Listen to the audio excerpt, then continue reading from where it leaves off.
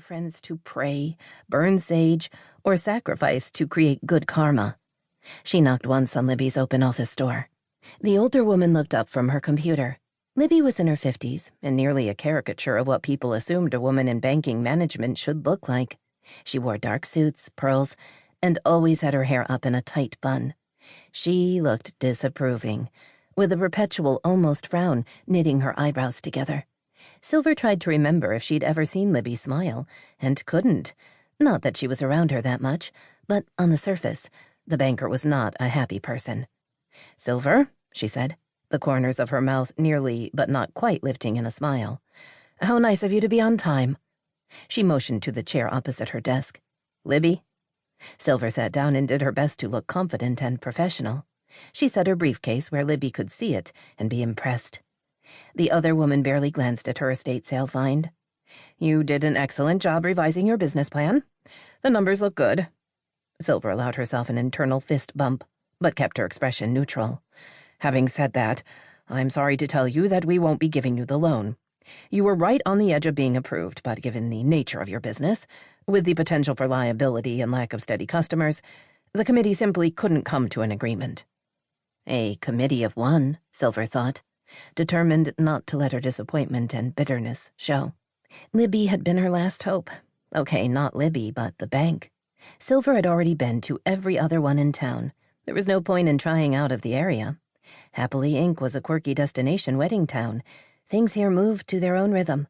Explaining to a banker outside Happily Inc. that she wanted to buy trailers to fix up to be traveling bars for weddings would make her sound like an idiot, despite her excellent business plan.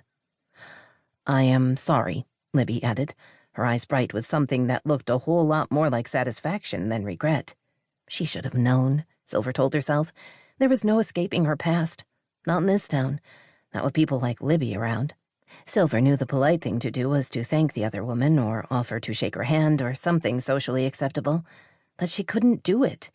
Instead, she nodded before standing and made her way out of the suddenly too warm office. She felt ridiculous in her business clothes, as if she were a child at Halloween. No one was fooled. She was who she had always been, wild Silver Tesdal, the woman who owned a bar and didn't give a damn about what anyone thought of her. She held on to her stupid briefcase as she crossed the lobby, her heels clicking on the marble floor. "Silver?" The voice came from behind her. She didn't have to turn around to know who was calling her name. She did her best not to hunch like a cat in the rain, even as she faked a smile. "Drew, fancy seeing you here." She didn't express surprise at seeing him. Drew also worked at the bank. He was, in fact, heir apparent to the glory that was California First Savings and Loan. A fact that was no doubt thrilling to him, annoying to her, and completely irrelevant when it came to her loan. His dark gaze swept over her, taking in the skirt, the heels, and the briefcase. "What are you doing here?" "Visiting an old friend." "You don't have any friends here," he told her. "Yes, I'm aware of that. More so now than ever." Unfortunately, Drew wasn't an idiot. He looked from her back to the executive offices. "You had a meeting with Libby." "She is in charge of commercial loans." She began walking toward the exit. All she had to do was get in her truck, then get home. She would go for a 4-mile run, take a shower, scream into a pillow, and then mask her disappointment with a bottle of red wine and a burger. Tomorrow she would be strong and determined, but tonight there would be wine. "Your loan application for the Airstreams," he said, as if putting the pieces together. "The loan committee isn't supposed to meet until tomorrow." They decided to meet early. She could see the glass door leading to the parking lot, could almost touch it. Freedom was just so close. He stepped between her and the door. "She turned you down." Not a question, and not anything she wanted to talk about. Sarcasm would be easy. There were 1,000 choices, each of them more biting than the one before.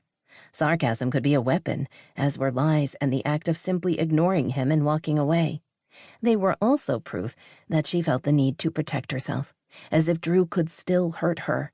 12 years after the fact, shouldn't she not care in the least? Wouldn't that be the real victory? She summoned a genuine smile, one that made her seem smart and confident and more than capable, or so she hoped, because to her at least, the truth was just so obvious. Drew, there was no way Libby was going to be anything but